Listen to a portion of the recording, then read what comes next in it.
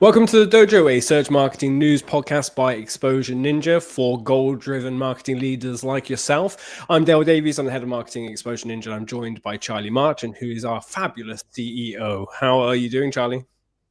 Doing excellent. Thanks, Dale. How are you doing? As you can probably tell, I'm in a good mood. It is Friday morning. You'd imagine that I'm a little bit low on energy, but somehow I'm present, I'm awake, my brain is ready to go because I'm excited about today's topic. How about you? Are you excited for today's topic? Super excited for today's topic. We're talking about AI mode, right? Yeah, we are indeed. So for anyone who doesn't know, Charlie, what is AI mode? So Google's AI mode, they've just launched in labs for the US, and it is essentially an AI version, probably not dissimilar looking to what Google's Gemini looks like, of search results. So you can search and then you actually get an AI set of search results instead of your usual Google search engine results page, the traditional one with the 10 blue links that we're really used to talking about in SEO. Some people may be familiar a little bit with what AI overviews are. And I think there's some similarities and some crossover here. But for those people who don't know, perhaps you could explain what AI overviews are too. Yeah, sure. So Google's AI overviews appear on some Google search engine results pages. A recent stat was it's about 1 in 10. And they're not dissimilar to what you would think of if you know what a featured snippet is. Essentially, though, it's generative answer being given to questions at the top of the search results, and it has citation links as well. Sometimes they're slightly different from one another. They don't all look exactly the same, but it's essentially Google trying to answer the question that's been searched in the search results page so that users don't need to navigate through lots of different websites to get that information. And the majority of those AI overviews tend to show on informational searches. It's not only informational searches, but that's where they're most dominant, where we see them most. And in the UK, it's around 20%, and pretty similar for the US as well, of searches that they're showing up on. Interesting. So what are the key differences between AI overviews and AI mode? Yeah, great question. So AI overviews is a global rollout already. So it's in most countries, including UK and US, and it's already on the Google search results, the traditional ones that we know. There are a couple of countries that don't yet have AI overviews as well. They've just rolled out in testing, for example, this month in Germany, Switzerland, and Italy. So some EU countries, because the EU has more regulations around this kind of thing, don't yet have them in the way the UK and the US do.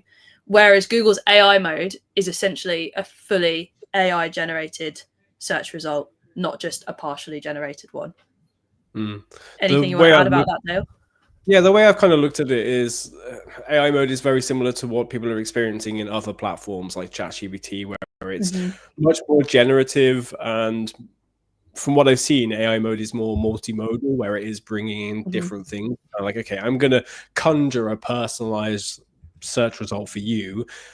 Sometimes from what I've experimented with Gemini's personalization mode, which is another thing, it's just more complicated. It understands a little bit more contextually about who you are. Not always, but generally we'll just kind of create a whole new result and source new information, relevant information from even the past 24 hours versus an AI overview with more of a, here's the background information that I just know about the subject, the concept. And the way I've been thinking about it is, okay, you're at university and you're studying law, you can go and talk to your professor and you get the main concepts of this particular piece of legislature. I can never really say that word. I can speak to my professor and he'll pass me the textbook or whatever, and I can get that information. And that's AI overviews. It just gives you the source information and says, okay, here's the information you should know. Whereas if I want to know about how that applies in the real world, I'd go and study, okay, here's a recent case that closed, and here are 2 or 3 different examples from just recent times of that law in practice, or how it's being defended, or there are new legislation being brought in. This is more relevant new stuff that's happening. So AI overviews kind of is based on the LLM, where I understand the concept because I've been trained on it from source material like textbooks, but for AI mode, it's what's happened just now. For example, if I go in there AI mode and say, cool, I need a city break, family of 3, child is 5, she loves to be outside, she loves to be in museums and stuff like that, but it needs to be reachable via train in like 3 to 4 hours because she'll go bananas if it take her for longer. If I go into AI overviews, it's not really going to have a very good idea. It will be able to give me like a final result that says you could try these different museums, and that was totally serviceable. But with AI mode, it may say, well, this weekend there's this event happening and you might want to go to that, or there's something, if you could wait another weekend, there are these events that are happening as well. So that's kind of the little bit of differentiation that I've spotted so far. But the frustrating thing I think here that personalization is probably a big part. I've seen in the AI overviews that it can now actually give like itineraries for trips, so it can plan like day 1, 2, 3, 4, 5. I think that the main differentiator that you're kind of getting at there is that it's not giving the personalization, so that it, you know, you can get a 5-day itinerary, but it's probably going to be roughly the same for me and for you, irrelevant of the fact that you've got a young child that you're also taking on this trip and I don't. Whereas I think that's the exciting thing about the AI mode, similar to like ChatGPT and other Gen AI engines, is it's actually able to give us something that's more personalized. And as you say, also got that recency of like things that might be happening like this weekend, for example. I want to take this on to talking about the impact of publishers and what we as marketing leaders, who, you know, our main objective is to increase the traffic from search, and these things are kind of impacting that. But before I do, I just want to cover a little bit about how this is rolling out and some of the kind of odd experiments that have been escaping.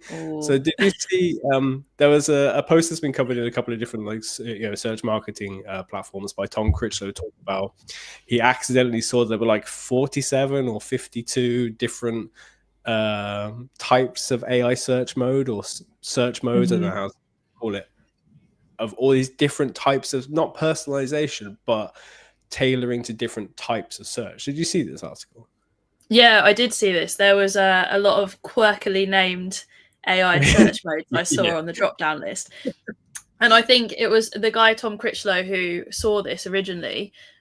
This is from the US as well, the US results. He was saying that was live for not very long, like a couple of minutes even. I think it was maybe something like 6 or 7 minutes before it then disappeared from his results. So I think that the rumor is it might have been an accidental slip or leak from Google's developers showing off, you know, the bits and pieces that they're playing with in the background. Yeah, and this is the warning that I have really for any marketers who have the responsibility of driving search traffic or owning this SEO kind of channel, is that we're so used to the idea of we do a search and okay, the search results have changed in design many times. If you go into SEMrush, it will tell you this keyword phrase typically shows an AI overview or a Google map pack or not, you know, all this different thing.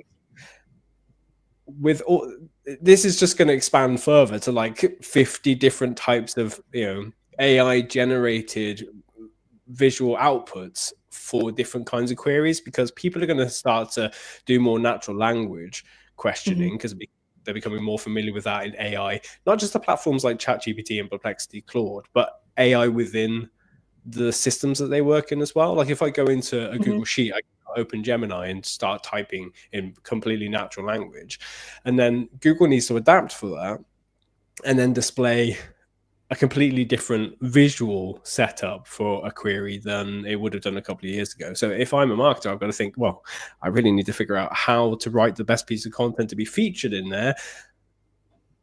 But whilst I might try and get it ready for AI overviews, the way it might come up if it's a different query and one has different visualizations may be completely different. I need a different type of content or something like that. Like one of the different 47, 52, I don't remember, I should probably find the number, it's in here somewhere, 47 different AI search options. One of them was That's called loads. Yeah, it's unbelievable. There's one called Home Energy Assistant. So that's going to be completely different to how an AI overview would appear. If I'm searching for a green energy provider for my electric in the UK, if I go in AI overview, it's going to give me a list, because that's one of the more common visualizations of AI overviews. But if I'm in the Home Energy Assistant, it may be completely different. Okay, it might start asking me more questions. So it can actually filter me down to a list of like how much I can afford to spend. Do I have what's the name of that thing that's replacing boilers at home? I can't remember. the thing that goes heat pumps. Yeah, talk about heat pumps. They have like a battery storage and things like that. Yeah. That really changes my perspective as a search marketer or as an SEO. Is it like what kind of content best suits that? I don't know. Yeah, I mean, we're just sort of postulating what might be happening with these different AI modes, right? Because no one actually knows what they are or what they do, or if they're anything. Like they could just be Google testing stuff. They could even be they could even be just like old projects that Google has that they still have in their own dev modes. I imagine they're probably not gonna tell us, but it would be interesting to know. I saw there was a lot of excitement because one of them was fantasy football researcher, which many people were like, yes, finally someone to talk fantasy football. That's just what I need. I don't know if you also saw, Dale, there was one that was named LSI, which I thought was very interesting. That's for anyone who's not familiar with that, that means latent semantic indexing in SEO world, which is basically a way of sort of relating words and phrases to help search engines understand context. But it's from the late 1980s, early 1990s that Google has denied using and still denies using. I think a couple of years ago, John Mueller, who works for Google and does a lot of tweets and actually gives information to the community around what Google's doing, called it a myth. So interesting that it's on the drop down. I thought potentially doesn't mean anything, potentially an old project, potentially not so much of a myth as it maybe once was.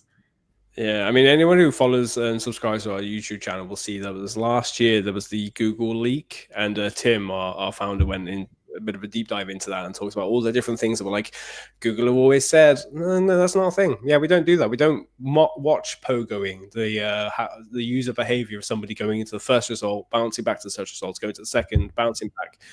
And apparently it's in there. Like, I don't know how much of a thing, it could be 3% or 5.5 of a percentage of, how much impacts the rankings, but they said it wasn't a thing, and it kind of looked like it did.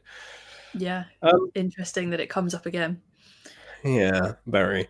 I got into a bit of a discussion on LinkedIn just yesterday or the day before, actually, about this as well, about how users will interact with this too. So we do have AI overviews and we do have AI search, and my theory is that Google can't figure out the best version of AI to kind of present to people. Like, people love ChatGPT and so on, but the larger percentage of the world is still stuck with regular Google. Actually, it's power users. There's still millions of people who are using these AI services, but a lot of people aren't. And I wonder if Google is struggling to figure out what to deliver in terms of its entry point. Do we do AI version of search, or do we do traditional search that people using for like forever? I imagine they're grappling with lots of things, and probably one of the things they're thinking about the most is how they're going to get ad revenue from all of these different types of AI search results, because I think the thing they're not going to want to do is cut off their own hands, and where they cut their cloth is ad revenue, as well as keeping people on their various different products that they have under the Google umbrella. So probably integrating all of that, I imagine, has not been one easy task, and they're no doubt actually putting things into labs and testing it in different areas to find out. And then I think, as we've seen with AI overviews, not such a simple thing to roll out AI generated results across the globe because of the various different regulations going on in different countries, the different search habits that different people have as well. And no doubt trying to figure out how they actually want to personalize these results to then not end up sacrificing their ad revenue, not to, they are the dominant player in search, but they're not going to actually want to sacrifice their dominance either by rolling out something that then people don't love and use and find useful. Yeah. What do you think the immediate term looks like for this? Do you think it is going to be like a slow rollout, or do you think they're going to reach a point where an inflection point where they go, do you know what? Let's just make the switch and everyone can just cope. For Google's AI mode? Yeah, like, do they make that the standard at some point, or are they too scared to? They never will. Depend on the user. If I was them, I would be nervous to blanket roll that out and make it the standard.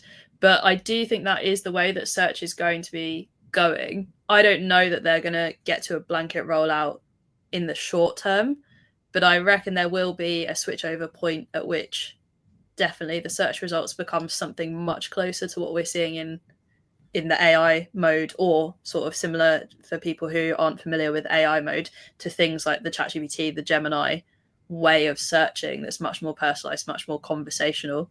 But I don't think it's going to be an overnight switch. What do you reckon is going to happen? I think it'll be somewhat similar. Yeah, I don't disagree.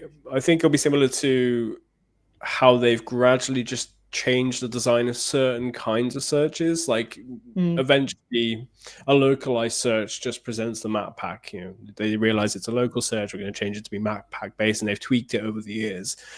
I think it'll be like that. They'll just gradually change it for some kinds of queries, and then it'll become more. Or they'll expand it. You know, play it safe with some subjects, some topics that they can play around with and not sacrifice ad revenue too much. Like they wouldn't do it for any kind of like shopping queries for.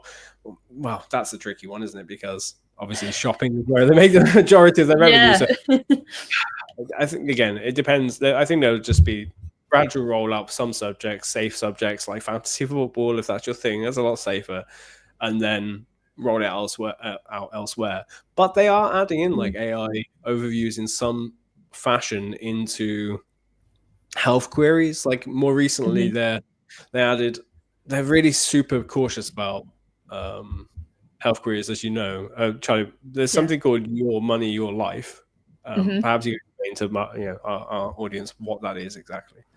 Yeah, so YMYL, Your Money, Your Life, queries and keywords that relate to those queries that could impact a user's sort of financial or health decisions. And so Google tends to be really careful about the information that it shows for YMYL queries because of the impact that can actually have on the decisions people make in their daily lives that can obviously be very impactful.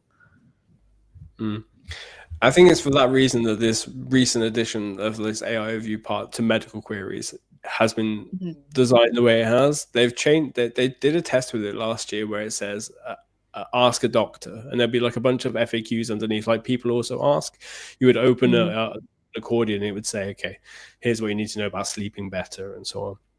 They've changed it to people suggest or people say. We can't say this is medically proven, but we've got like forums like Reddit where people are saying this helps them. So we kind of distancing ourselves a little bit from being, we want you to get the recommendations you're clearly after, and we want to keep you in the ecosystem. We don't want you going off to Reddit, really, even though they're a partner. We'd rather keep you within Google. So, like, I actually thought Google. I actually thought they were quite bold with the AI overviews because they had the studies of like the number of AI overviews. It was pretty significant amounts of health and finance related queries that were actually getting AI overviews. I don't know what the current figures are, but ones that I saw from Moz not too long ago were of the roughly 25% informational searches that have AI overviews. Of those, 43% were health queries, which is a massive proportion of, if you're thinking about all the topics there are that people search, that's a lot for them to actually be showing AI overviews for, I think. Yeah, they've got to be fairly confident, which is wild because they've had so much controversy about the results being pretty, fairly well hallucinated or just a kind of, not really super trustworthy. They must be fairly confident, I guess. I guess why they're also including citation sources, though, right? Is they're saying it's generated, it's not actually Google's information. Yeah, which actually takes me on to one of the posts I was talking about just previously about in the comments. I was discussing how there are two different versions of of search and how people like or dislike them and so on. But I'll give a bit more detail on that. Again, by Tom Critchlow, who used to work at Google actually, and he suggested that the AI mode isn't very kind to publishers. So it is creating a response and it's being multimodal and it's saying, here's all the information you need to know. And at the bottom and sometimes at the very top, there'll be a link or a row of links and you can go through them. But they tend to be like an afterthought. And he was suggesting that there could be a better way of doing it that is kinder to publishers who are basically the source information. Because the biggest fear here with all of these AI overviews and LLMs and ChatGPT, different platforms, is that getting all their answers and then not getting, the publishers aren't getting the traffic anymore. Tom proposed that there was a better way of doing it. He created this little prompts that you could put into custom instructions in Gemini as his example. And it would be just a link with more thought in the actual result itself, in line, and link through to the places. Instead of saying, one of his examples was, here's a tomato, I want a tomato soup recipe, and AI mode just gave the entire thing. It was like, here are the ingredients, here are the steps, and at the bottom there was a link to the kitchen and a few other different places. And his other version in Gemini was like, okay, you want to make a soup recipe, no problem. Here are like 4 different links. One is a hearty thing and it's good for this reason. There's another link to another publisher, and this is the reason that one's good, because it includes extra protein and so on. And Tom had shared these 2 versions, the Google's AI mode version and his revision, and said, maybe we could be better to publishers this way. But my initial reaction was, I hate the revision because I said, like, if I'm a mother of 3 and I've got half an hour to get some food ready because I just picked them up from school, I got to drop them off, I got to take them to the gym or whatever. I'm like, I don't want to look through your recipe blog and hear about your grandmother. I want just the recipe so I can throw it in the pan and then just go off and get them washed and come back again. I do not, as that specific user case, do not care for other publishers. And that is exactly what Google knows. Google knows people don't really want all this exhaustive information of the web. They want a summary. So I perfectly understand why that works for me. If I want to go and look more into detail and go for other versions, I can click those links at the bottom to go to thekitchen.com or whatever it is. But then there are people who are like, actually, I don't want you to make those decisions for me. I want you to source the best soup recipes, but I'll go and have a look. So, and the person in the comment is like, I also am in a rush, but I want something more unique, which just backs up this whole dilemma for Google of, what do we do? What do we serve as a search result? I find it funny that you use this example, because in the current traditional search results and way that websites rank, one of my pet peeves is recipe blogs, and the ones that get the top 10 spots on Google are always like 2,000 words of absolute fluff before you get to the recipe. And the only good thing to say about those websites is most of them, thankfully, have a jump link at the top to take you direct to the recipe. But like, as lovely as it is, I also am not concerned that this pasta recipe came from your grandma in Italy from the 19 whenevers. I just want a good pasta recipe ultimately. But the interesting thing here is you didn't like that kind of result because your preference would be speed. You just want to have, you want to know how to cook that tomato soup and you want to get it done ASAP, got to get this out the door, got to get the mouse fed.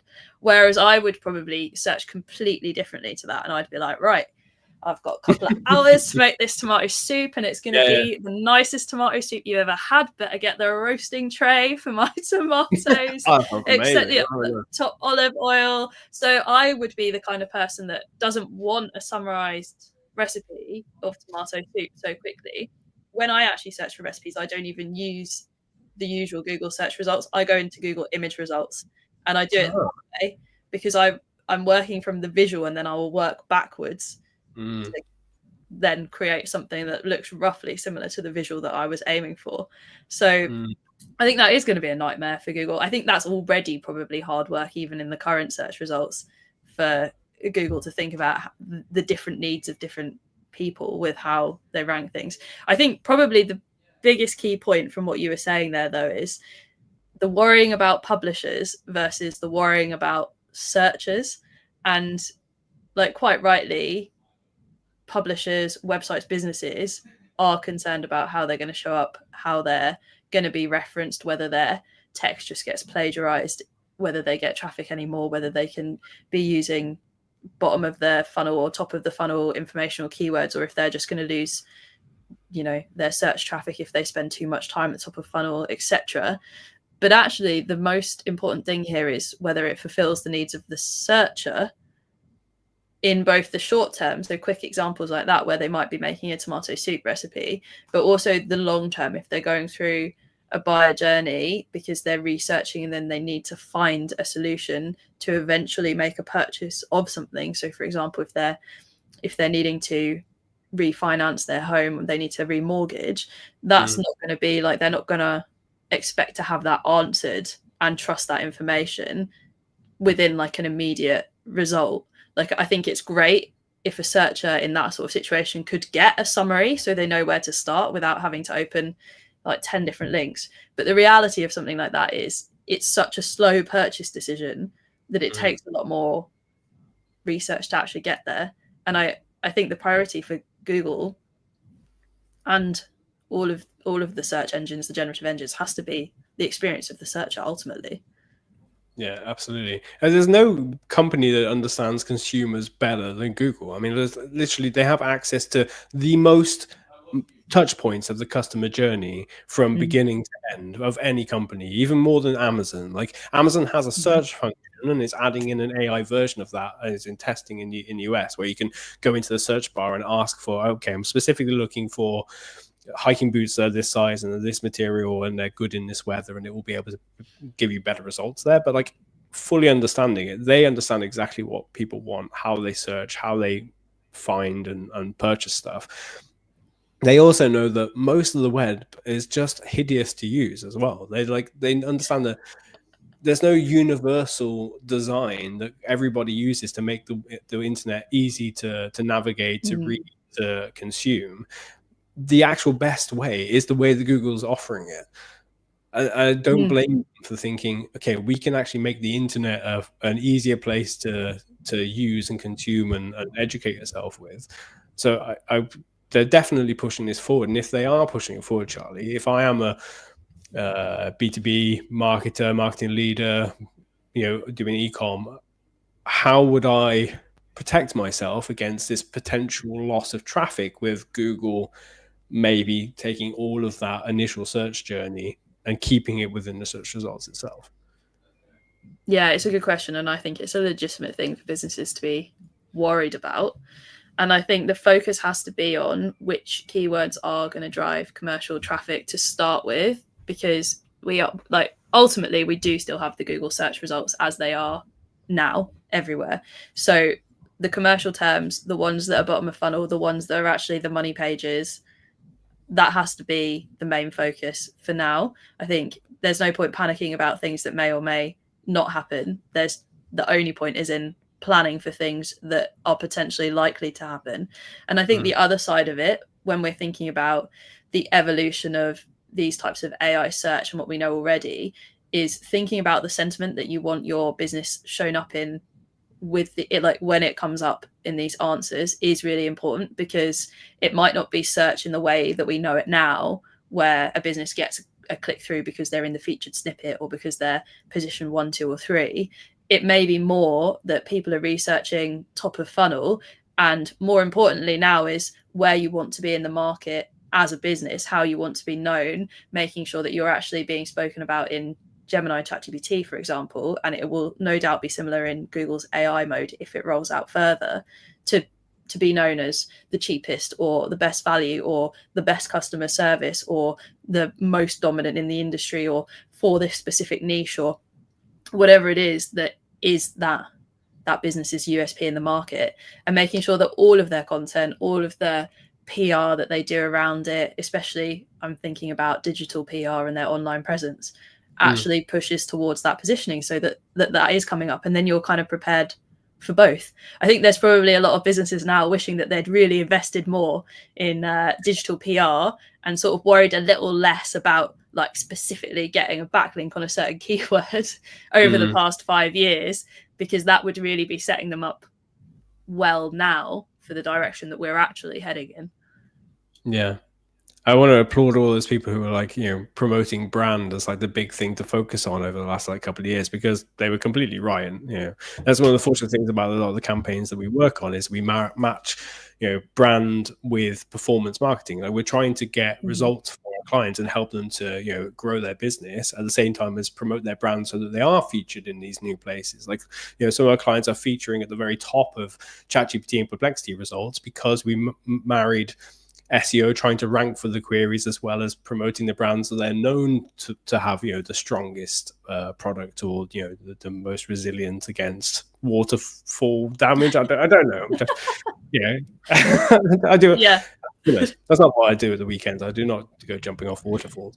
But yeah, if we were to just pick like one business, let's say, going back to mortgages once again, perhaps a couple of years ago, I would have done I made a list of search queries and tried to rank my key pages for those, and do some blog posts on the website, and maybe do some outreach to get some backlinks in. How would you go about designing that now? I generally still don't think that's a bad idea. And I would still be thinking about, like, to start with, the top level, what the business actually is, what they do, mortgage lender in location, or, best mortgage lender for customer type, whatever it actually is that's the bread and butter of that business, because those are ultimately the keywords you would most love to be seen for and known for. And I still think it's really important to have like a clear match on, best mortgage provider in whatever it is, Texas, for example, or in Essex in the UK, because ultimately that's still what people are searching. They're still searching from their specific location. Google knows where we're searching from. It's going to give us, results relevant to our geographic areas. So I think that's a good place to start. I still think knowledge bases can be really influential if used well. And I think you probably don't want to end up going as top of the funnel and high level. Like, I don't think we need to be doing things like what is a mortgage in the same way that probably content writers were doing before. But I think there's probably lots of value in the tools that people need when they're researching and making a decision to help educate consumers and move them through the funnel on a website.